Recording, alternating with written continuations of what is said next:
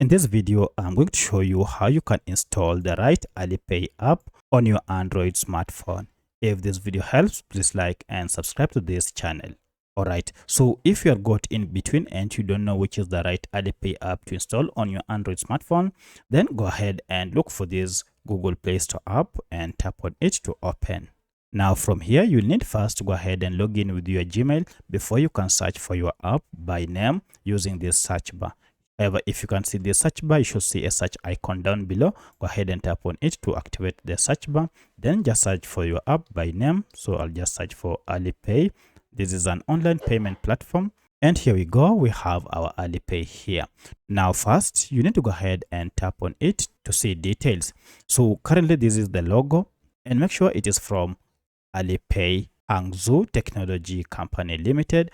And at the time of recording this app had a star rating of 3.8 with over 80,000 reviews.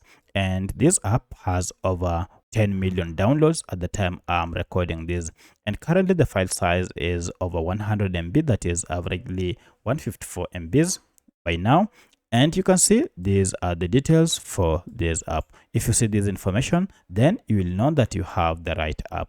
To get it, go ahead and tap on install. And this will go ahead and download the latest version of Alipay and finally install it on your smartphone. Now, once the app has been installed, you can proceed and tap on open from here to launch it. Or now if you go to your apps and open your apps here, now we have Alipay. Go ahead and tap on it to open. Go ahead and agree to the terms and conditions, and this is the welcoming interface with the logo. From here, you can now sign up or sign in if you already have an account. That's how you can install the right Alipay app on your Android smartphone. If you have any other question, kindly let me know in the comment section. Otherwise, thanks for watching and let's meet in the next video.